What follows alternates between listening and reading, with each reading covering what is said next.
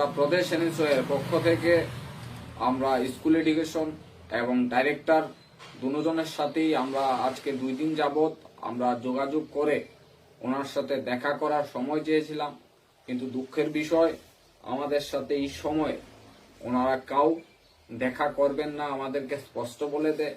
আমি জানি না কি কারণে উনি আমাদের সাথে দেখা করবেন না। তাই আমি বলবো যে আমরা ইমেলের মাধ্যমে আমরা কিছু রাজ্যের ছাত্রদের সমস্যা যেগুলি হচ্ছে সেই বিষয়ে আমরা একটা মেমোরেন্ডাম আমরা রাজ্য সরকারের কাছে পৌঁছানোর ব্যবস্থা করেছি ইমেলের মাধ্যমে। আমাদের যেই প্রথম দাবিটা ছিল যে অনলাইন ক্লাস হচ্ছে এখন সারা রাজ্যে, অনলাইন ক্লাসকে আমরা সমর্থন করি, কিন্তু বিশেষ করে যেরকম এডিসি এরিয়া আছে আর লংতরাই পাহাড় থেকে শুরু করে সাবরুমের লুদুয়া গ্রাম, তুইসামা, মনু, ছামুন, করমছড়া, ওই সমস্ত এরিয়াতে ওদের টিভি নেই, ওদের কাছে স্মার্টফোন নেই। তাইলে ওরা কি করে ওরা এই অনলাইন ক্লাস করে? আমি বলবো, আমি শিক্ষামন্ত্রীর দৃষ্টি আকর্ষণ করছি যে এই বিষয়ে যেন অতি সত্বর নজর দেয়।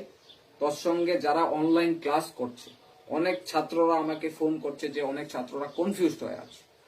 তাইলে আলটিমেটলি একটা ছাত্র যদি অনলাইন ক্লাস করে বুঝতেই না পারে, তাইলে সেটার বোঝার এবং কোন ক্লাস হচ্ছে কি হচ্ছে সেইগুলি যেন অতি সত্বর ছাত্রদেরকে বুঝিয়ে যাতে অনলাইন ক্লাসটা সুন্দরভাবে করার ব্যবস্থা করে রাজ্য সরকার, আমি রাজ্য সরকারের কাছে আমি দৃষ্টি আকর্ষণ করছি। আমার 2 নম্বর বিষয় যে স্টাইফেন, স্কুল কলেজে যারা স্টাইফেন যেমন এসটি, এসসি, ওবিসি, মাইনরিটি, তাদেরকে অ্যাডভান্স স্টাইফেনের ব্যবস্থা যেন অতি সত্বর রাজ্য সরকার করে। কারণ বহু ছাত্ররা আছে, গরিব ছাত্র, ওদের বাবা দিনমজুর, শ্রমিক, কৃষক, ওনাদের ছাত্ররা এখন খাবার পাচ্ছে না, পড়াশোনার সমস্যা হচ্ছে। তো ওই ব্যাপারটা চিন্তা করে অতি সত্বর যেন রাজ্য সরকার অ্যাডভান্স স্টাইফেন্ডটা ছাত্রদের কাছে পৌঁছায় ব্যাংকের মাধ্যমে, আমি সেটার দাবি রাখছি। 3 নম্বর বিষয় যেটা গুরুত্বপূর্ণ বিষয়, সারা ত্রিপুরা রাজ্যে পুস্তক ব্যবসায়ীরা, কিছু পুস্তক ব্যবসায়ীরা আছে সারা রাজ্যে, ওরা একটা কালোবাজারি শুরু করে দিয়েছে। আমি বলবো যে এর মধ্যে আমরা একটা মহামারীর বিরুদ্ধে আমরা লড়াই করছি। এর মধ্যে কিছু ব্যবসায়ীরা কালোবাজারি শুরু করেছে, সেটা রাজ্য সরকার চিহ্নিত করে অতি সত্বর যেন ওদেরকে দৃষ্টান্তমূলক শাস্তি দেওয়া হয়।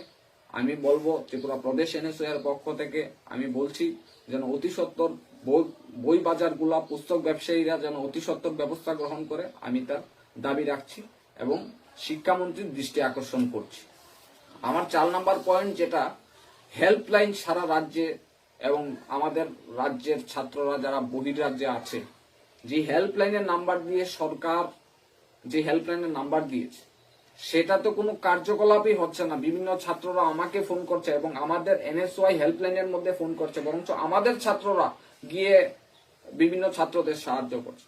তাইলে সরকার যে হেল্পলাইনের নাম্বার দিয়েছে সেটা তো কোনো হেল্পই হচ্ছে না, ফোন করছে না, মানুষ রেসপন্স পাচ্ছে না। তাইলে এইগুলির কেন ব্যবস্থা গ্রহণ করছে না রাজ্য সরকার? আমি বলবো যেন অতি সত্বর হেল্পলাইনের নাম্বারটা ব্যবস্থা অতি সত্বর নেয়, অতি সত্বর যেন হেল্পলাইনের ব্যবস্থাটা ছাত্ররা এবং যারা বাইরে আছেন তাদেরকে যেন অতি সত্বর ব্যবস্থা গ্রহণ করে। এবং আপনারা জানেন যে এখন নতুন শিক্ষাবর্ষ শুরু হয়েছে। 1 থেকে 8 পর্যন্ত যেই ছাত্ররা আছে তাদেরকে চিহ্নিত করে টেস্ট বইগুলা যাতে বাড়িতে পৌঁছানোর ব্যবস্থা করে, আমি সেটার দাবি রাখছি।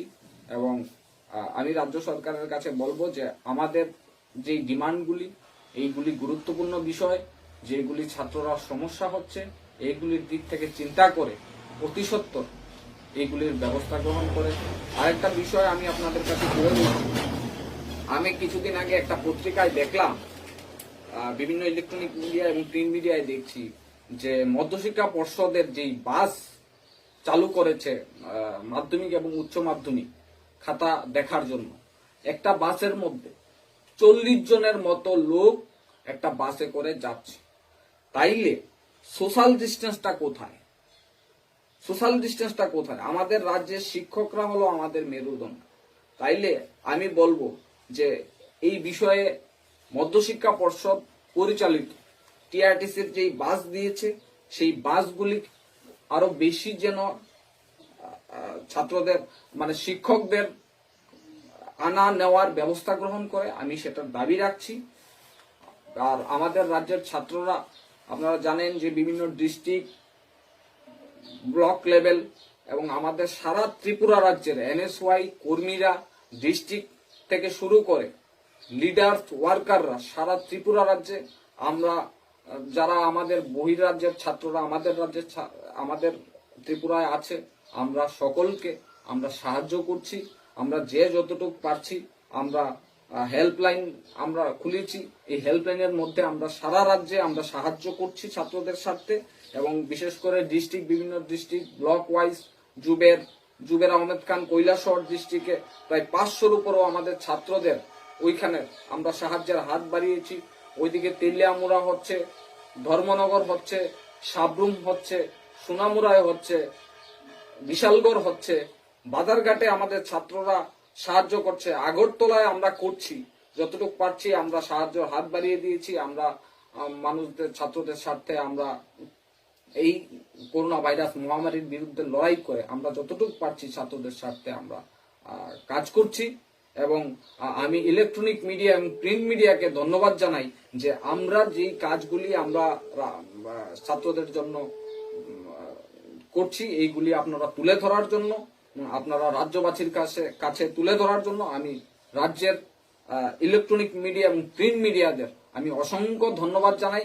এবং আমাদের যেই দাবিগুলো আমরা দিয়েছি এবং রাজ্য সরকারের কাছে আমরা যে দাবিগুলো আমরা তুলে ধরেছি, এবং অতি সত্বর যেন শিক্ষামন্ত্রী এইগুলির ব্যবস্থা গ্রহণ করে, আমি তার